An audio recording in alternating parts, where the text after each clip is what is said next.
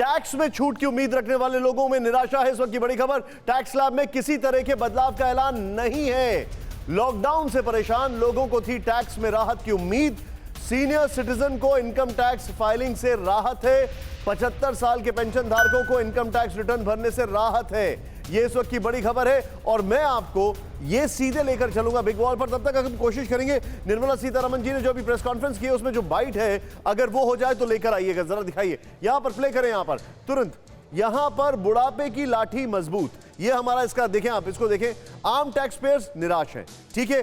आम tax payers को जिन राहतों की उम्मीद थी उनमें से कुछ नहीं मिला, नंबर 1। नंबर 2, ये जो सीनियर सिटीजन्स को इनकम टैक्स फाइल से राहत दी जा रही है, लेकिन वो भी तभी अगर वो 75 साल के ऊपर है, और 75वें साल में 75 साल से अधिक उम्र के बुजुर्गों को राहत है। इसको होल्ड करें, वो भी तब जब उनकी इनकम या तो एफडी के इंटरेस्ट से हो या फिर एक और ऑप्शन है जहां पर उनको टैक्स नहीं देना पड़े, मतलब फाइल नहीं करना पड़ेगा। गंभीर कर धोखाधड़ी के मामले में सिर्फ 3 साल ही पहले तक के खोले जाएंगे टैक्स ऑडिट। पहले 6 साल तक था, सीमा को बढ़ाकर 5 से 10 करोड़ रुपए कर दिया गया है। ये एक और हमारे सामने है। मैं सीधे चलूंगा, यहां पर मेरे साथ हमारी टैक्स एक्सपर्ट मैम मौजूद हैं, उनसे मैं जानना चाहूंगा।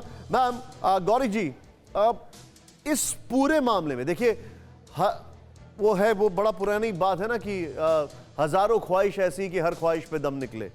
तो टैक्स पेयर्स की ख्वाहिश तो हमेशा रहती है, लेकिन मैं आपसे यह समझना चाहता हूं कि एक एलिमेंट ऑफ रिवॉर्ड होता है कि आपका जो सबसे ईमानदार कंट्रीब्यूटर है उसको उसकी ईमानदारी के लिए आप कुछ इनाम दें। वो इस बजट में नहीं देखने को मिला। बिल्कुल निशांत, खाली ईमानदार टैक्स पेयर की अगर हम बात करें तो उसके लिए तो कहीं ना कहीं सरकार ने पिछले साल कुछ ना कुछ हमारे लिए किया है। लेकिन अगर आप बात करें एक आम टैक्स पेयर की जो अपनी रिटर्न भरता है, टैक्स देता है, वो बहुत उम्मीदें लगा के बैठा था सरकार से कि इस बार हमारे पे कुछ टैक्स का बोझ कम होगा, क्योंकि कोरोना में हमारा बहुत खर्चा हुआ है। कुछ ना करते, खाली कोरोना की वजह से जो खर्चा हो रहा है उसी की डिडक्शन दे देते तो भी मुझे लगता है कि एक आम टैक्स पेयर बहुत खुश होता। लेकिन नहीं, वो भी नहीं दी गई है। और जो सीनियर सिटीजन को राहत दी गई है, मैं मान रही हूँ ज़्यादातर लोग खुश हैं, ज़्यादातर सीनियर सिटीजन खुश हैं, लेकिन मैं पर्सनली बहुत खुश नहीं हूँ।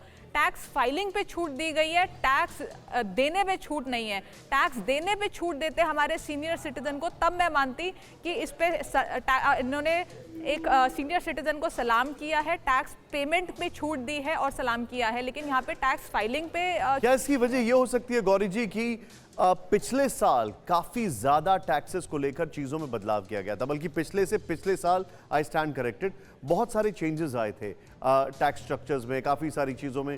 तो बार बार वो नहीं करना चाहते हैं, प्रॉब्ली वो इलेक्शन टाइम तक का इसका सेव कर रहे हैं, इसको वेट कर रहे हैं। देखिए निशांत, पिछले साल जो बजट आया था उसमें जो सबसे बड़ा बदलाव था वो था नया टैक्स रिजीम लेके आना। हालांकि इस पे पिक्चर अभी क्लियर नहीं है कि वो टैक्स रिजीम कितनी सक्सेसफुल है। मेरी माने तो वो बहुत सक्सेसफुल रिजीम नहीं है। अब रिटर्न्स फाइल होंगी, डेटा निकल के आएगा, तब हम उस डेटा को देख के स्टडी करेंगे। लेकिन अभी तक जितने लोगों से हमारी बातचीत होती है वो लोग नए रिजीम में नहीं आए हैं, तो वो टैक्स रिजीम मेरे हिसाब से बहुत सक्सेसफुल नहीं है। दूसरी बात करें कि पिछले साल जो 3-4 बार जैसे बजट आया, मोदी जी ने कहा कि 3-4 बार हम बजट लेकर आए हैं, उसमें कहीं भी टैक्स पेयर को एज सच डायरेक्ट बेनिफिट नहीं दिया गया है।